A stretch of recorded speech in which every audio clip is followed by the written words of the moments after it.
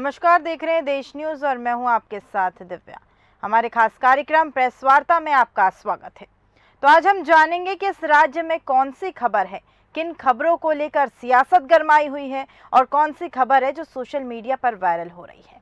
इन्हीं सब चर्चा के लिए हमारे साथ अलग अलग राज्यों से कुछ मेहमान भी जुड़ चुके हैं, तो अपने अपने राज्यों की खबर को दर्शकों तक साझा करेंगे। तो छत्तीसगढ़ से हमारे साथ शशिभूषण द्विवेदी जी है, उत्तराखंड से अजय सैनी जी है, उत्तर प्रदेश लखनऊ से गोपाल कृष्ण और हिमाचल प्रदेश से सुनीता सिंह जी भी हमारे साथ जुड़ चुके हैं। सबसे पहले देवभूमि उत्तराखंड की खबरों को लेकर चर्चा कर लेते हैं। अजय जी, क्या कुछ खास खबरें हैं जो सुर्खियों में है उत्तराखंड में? आपको बता दूं, जो खबरें उत्तराखंड की जो खबरें हैं, कल दशहरा का दिन था और बुराई पे और अच्छाई की विजय हुई है। और कल पहाड़ से लेके और प्लेन तक, क्योंकि उत्तराखंड में अधिकतर पहाड़ है, तीन ही जिले जो है, तीन ही डिस्ट्रिक्ट हैं जो प्लेन में हैं, उधम सिंह नगर, हरिद्वार, देहरादून और नैनीताल। तो यहाँ पर जो है पहाड़ से लेके और प्लेन तक जो है धूमधाम से दशहरा का पर्व मनाया गया। और वहीं देहरादून में मुख्यमंत्री 131 फीट ऊंचा रावण का दहन हुआ और मुख्यमंत्री जी ने पुष्कर सिंह, मुख्य जो वहाँ के उत्तराखंड के मुख्यमंत्री पुष्कर सिंह धामी हैं, उन्होंने रिमोट जलाकर आपका रावण का दहन किया। वही मैं आपको बता दूं कि कल हर शहर के अंदर, हरिद्वार में भी पुतला दहन हुआ, उधम सिंह नगर में भी, जिले के प्रदेश उत्तराखंड प्रदेश के हर जिले में पुतला दहन हुआ और हर उल्लास के साथ ये पर्व मनाया गया। दिव्या जी चलिए, उत्तर प्रदेश की बात कर लेते हैं। गोपाल कृष्ण जी, उत्तर प्रदेश में क्या कुछ खास खबरें हैं? जी, आपको बता दूं कि संजिया घाट पक्का पुल पर धूमधाम से मनाया गया दशहरा का पर्व। धू धू कर जलाया गया रावण को।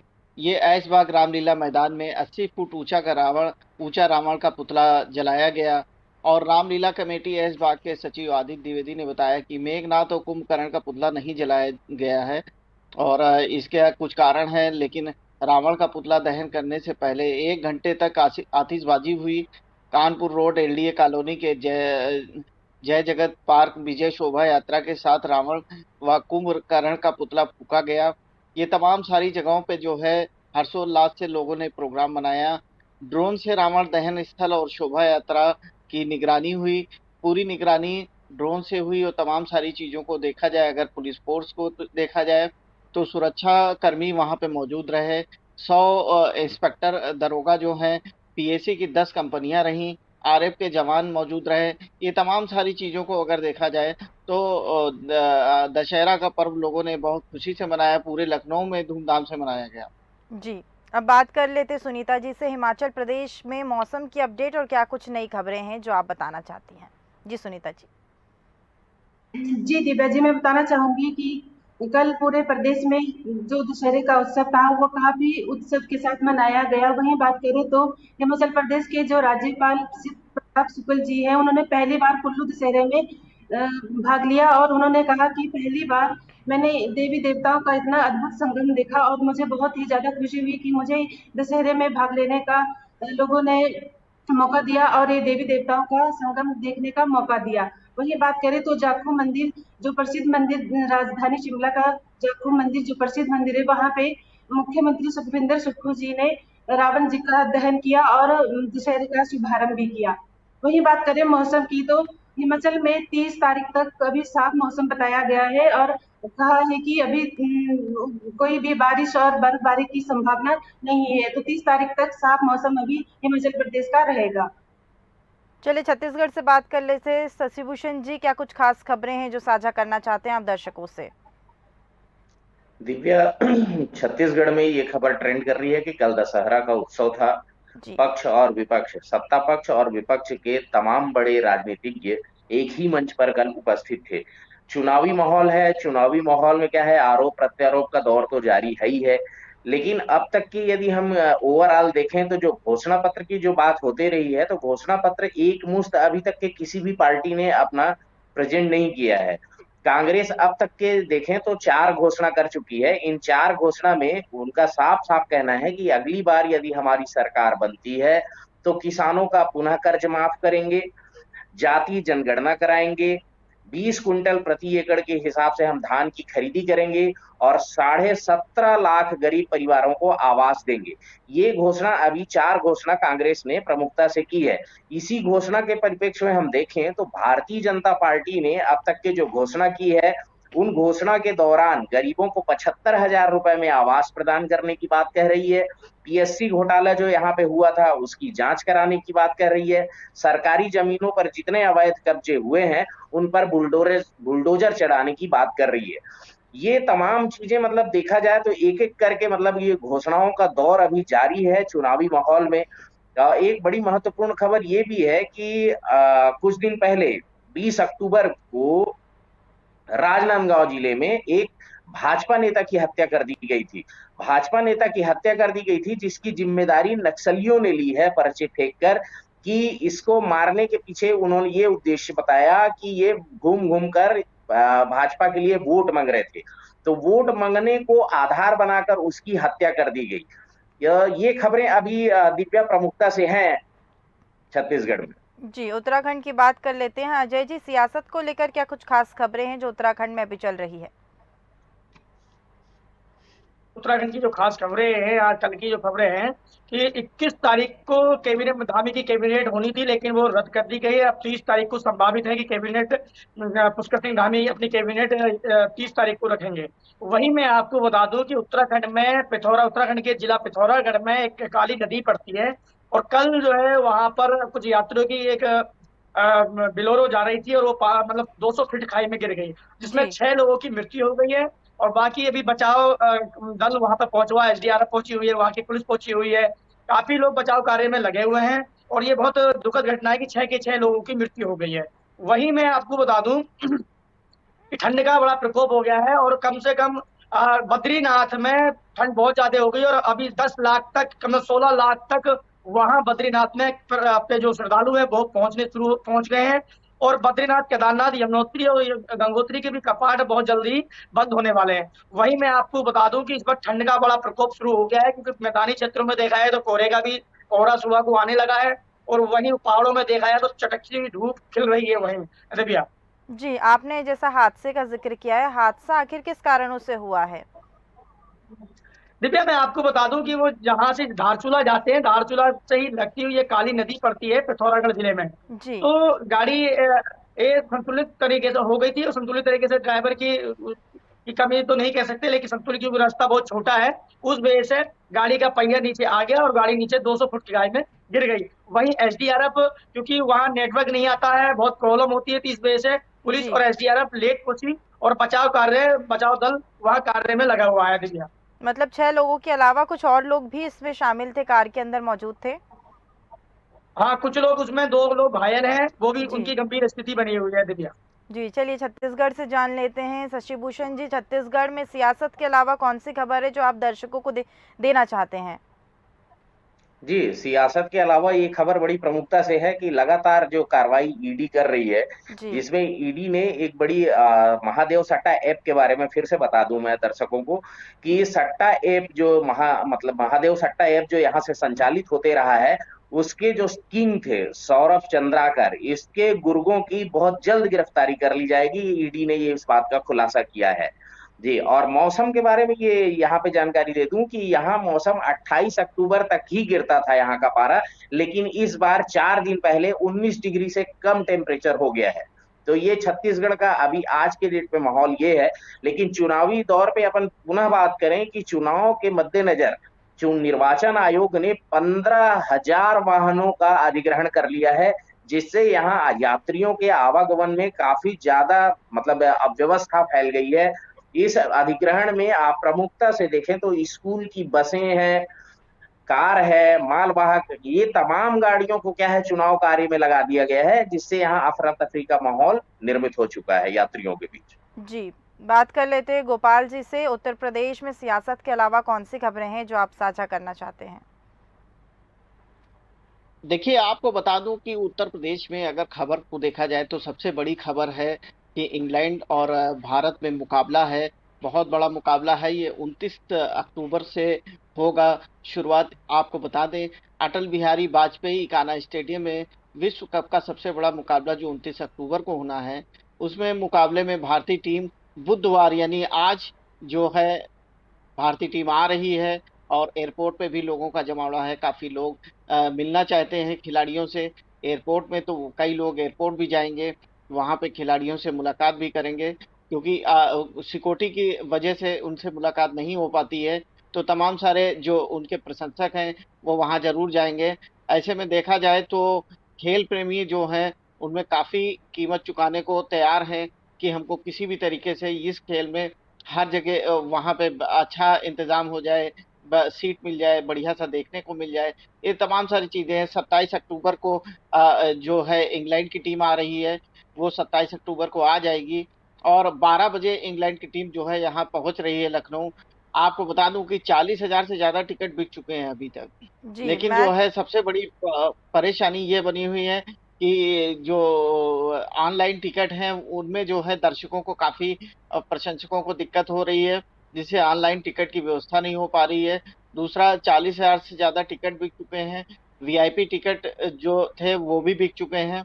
तो ऐसे में टिकट की काफी होड़ लगी हुई है और लोग जो है अब तमाम सारी अपनी अपनी जो है मशक्कत लगाए हुए हैं इस प्रोग्राम को देखने के लिए। और ये सबसे बड़ा मुकाबला है इंग्लैंड और भारत का। ये इस के तहत जो है लोग जो है अपनी अपनी जो है उसमें लगे हुए हैं कि इस प्रोग्राम में जाना है। वहीं पे स्टॉल से लेके तमाम सारी व्यवस्थाएं हैं, फोर्स की व्यवस्था है, कोई भी जो है व्यवस्था में कमी ना हो इसके लिए प्रशासन चाक चौबंद व्यवस्था कर रखा है।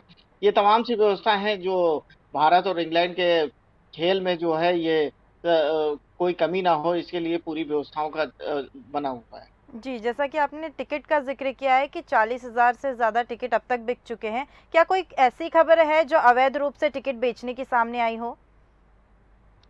जी देखिए, ये तो खेल है और खेल के दौरान जो है तमाम से ऐसे जो हैं जो अपने अपने लुभावने सपने दिखा रहे हैं कि हम आपको 4 टिकट दिला देंगे, हमको आपको 5 दिला देंगे। तो अपना अपना जो है लोग अलग अलग विंडोज पे जा रहे हैं। तो यहाँ पे देखा जाए तो टिकट के लिए लोग अलग अलग लुभावने सपने दिखा रहे हैं। हालांकि अभी ऐसी कोई खबर नहीं आई है कि टिकट को लेके कहीं पे धांधली हो रही हो, लेकिन ये क्लियर है कि यहाँ पे व्यवस्थाएं जो हैं बहुत ही चाक चौबंद हैं, कहीं पे कोई दिक्कत नहीं है, कोई परेशानी नहीं है। अभी तो फिलहाल यही है कि जद्दोजहद में सारे खिलाड़ियों को देखना चाहते हैं लोग, उनका जो है अलग अलग जमावड़ा लगा हुआ है। जी, चलिए हिमाचल में बात कर लेते हैं। सुनीता जी, सोशल मीडिया पर ऐसी कौन-सी खबर है जो सुर्खियों में अभी चल रही है? जी दिव्या जी, मैं आपको बता दूं कि सोलन जिले के बद्दी में पहली बार जो है वो डेंगू का एक मामला सामने आया है, जहां पे एक 60 वर्षीय व्यक्ति ने दम तोड़ दिया है और डेंगू के बहुत सारे मामले यहाँ पे सामने आए हैं। 400 से ज्यादा मरीज जो है डेंगू के वो सामने आए हैं इसके मामले। और प्रशासन ने भी अभी थोड़ी लापरवाही शायद डेंगू के मामले में है, जो लोगों को वो की है, लोगों को हिदायत दी है कि लोग अपना ध्यान रखें ठंड के मौसम में और जो बीमारियों से अपना बचाव रखें। चलिए अजय जी से बात कर लेते हैं। अजय जी, उत्तराखंड में ऐसी कोई खबर छूट गई हो जो आप साझा करना चाहते हो? बता दूं कि जो पूर्व मुख्यमंत्री हरीश रावत हैं, कल वो काशीपुर आए थे तो उनकी गाड़ी कल एक्सीडेंट हो गई और का डिवाइडर से लगी और वो हो गई, मतलब एक्सीडेंट हो गया उनका और उनको कल जो है हॉस्पिटल में भर्ती कराया गया। वहीं जी। उनके दोपहर के बाद उनको छुट्टी दे दी गई है। हरीश रावत जी वहाँ के मुख्यमंत्री, पूर्व मुख्यमंत्री कांग्रेस के थे हरीश रावत जी, तो उनको दोपहर के बाद उनको दे दी गई है, वही छुट्टी दे दी गई है। वही मैं आपको बता दूं, जो उत्तराखंड लोक सेवा आयोग जो है वहाँ की आपका एई और जेई पटवारी की भर्ती थी, वो पर्चा लीक हो गया है और उसी में 25,000 का इनामी था, जो अपराधी था उसको गिरफ्तार, कनखन पुलिस ने गिरफ्तार करके उसको जेल भेज दिया गया है और वही जो है परीक्षा रद्द कर दी गई है। वही मैं आपको बता दूं कि हिमाचल उत्तराखंड का जो नामजद जो लोग, कई लोग ऐसे थे कि आपका एक को जो है, एक महिला को उसके पति ने पेट्रोल छिड़क के उसमें उसको आग लगा दी गई थी और उसको जो है अभी पुलिस के उसके हस्बैंड को पुलिस ने गिरफ्तार कर लिया है, उसे जेल भेज दिया गया है। वहीं अगर हम आपको बताएं, ठंड का प्रकोप यहाँ शुरू हो गया है।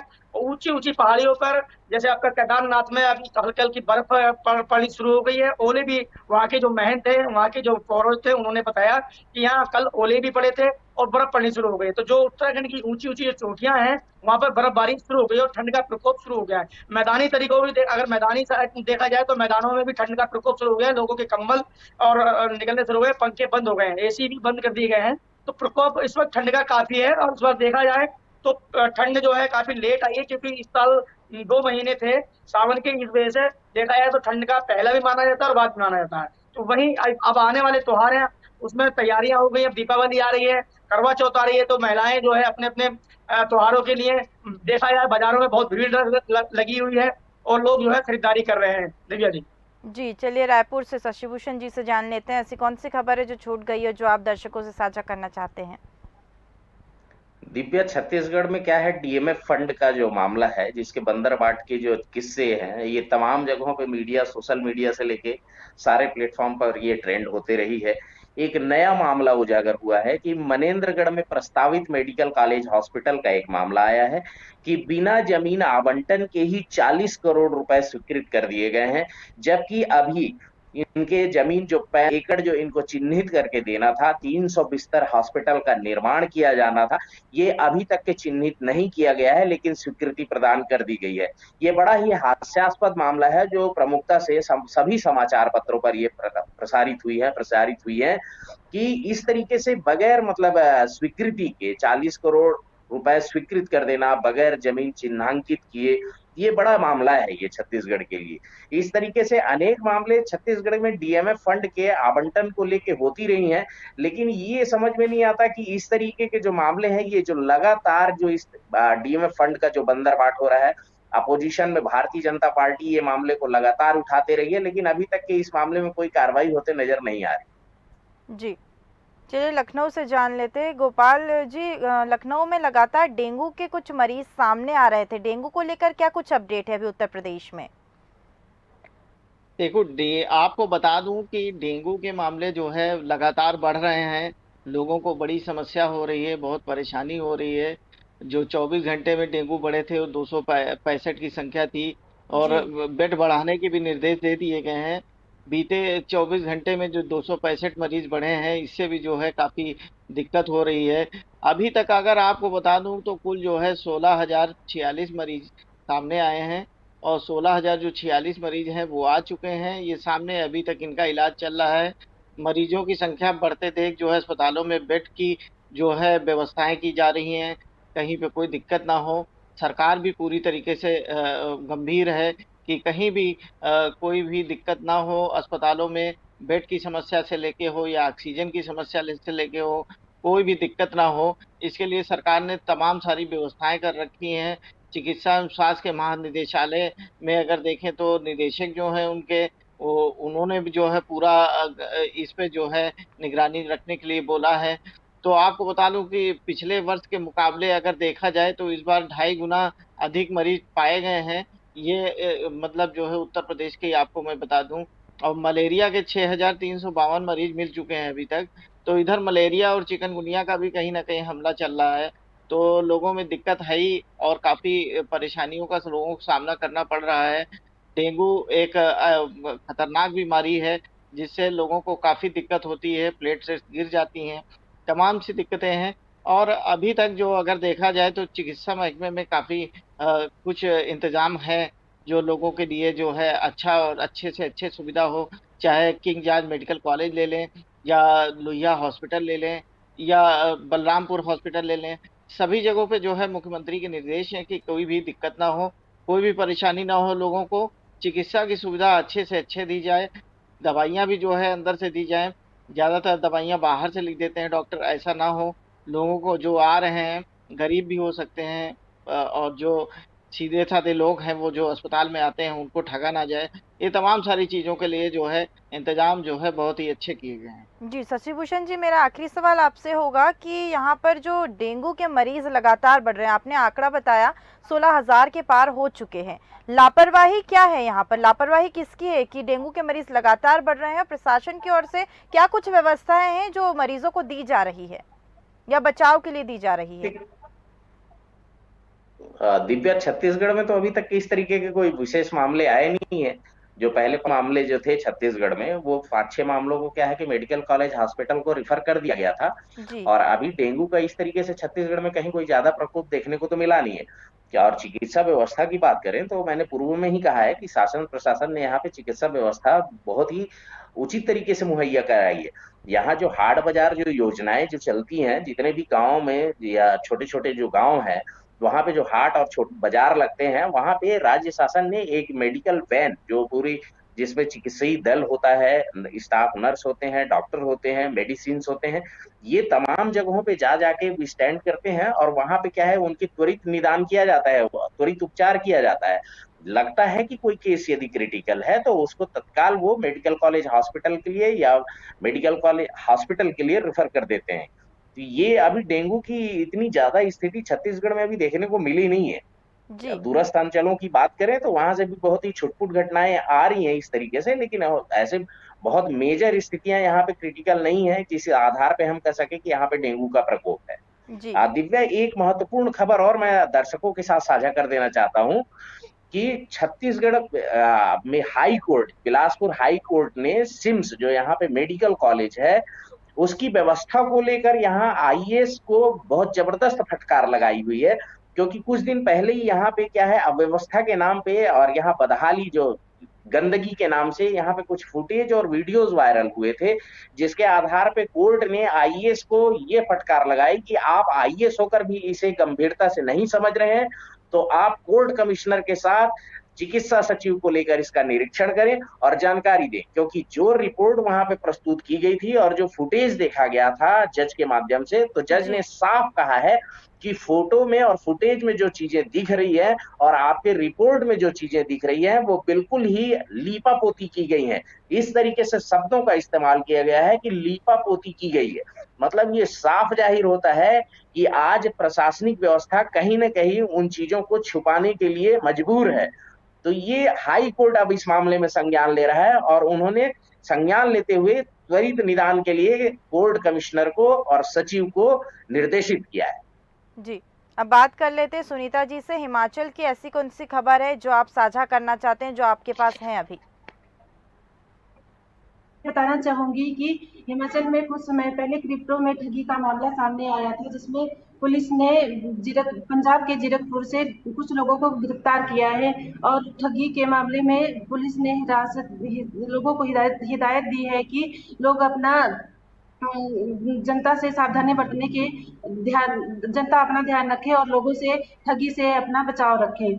और वहीं बात करें तो भाजपा के राष्ट्रीय अध्यक्ष जेपी नड्डा जी ने कहा है कि बिलासपुर के लिए जमीन का आग्रहण किया जाएगा और जो एम्स अस्पताल है बिलासपुर का, उसके जो कार्य हैं जो 10 साल बाद किए जाएंगे, उन्हें क्यों ना अभी से ही शुरू किया जाए। चलिए, आप सभी का हमारे साथ जुड़ने के लिए बहुत बहुत शुक्रिया। तो जैसा कि हमने बताया कि उत्तराखंड में ठंड का प्रकोप चल रहा है, छत्तीसगढ़ में भी अभी प्रशासन में सियासत गरमाई हुई है। दोनों पार्टियों में, विपक्ष और भाजपा में लगातार रणनीति देखने को मिल रही है। बात करें हिमाचल की तो हिमाचल में भी ठंड का प्रकोप देखने को मिल रहा है। पहाड़ी इलाकों में ठंड का प्रकोप ज़्यादा बढ़ रहा है। उत्तर प्रदेश की बात कर ले तो डेंगू के मरीज लगातार बढ़ते जा रहे हैं। प्रशासन की ओर से सुविधा भी दी जा रही है। फिलहाल हमारी इस कार्यक्रम में सिर्फ इतना ही। और अधिक जानकारी के लिए हमारा कार्यक्रम देखते रहिए। नमस्कार।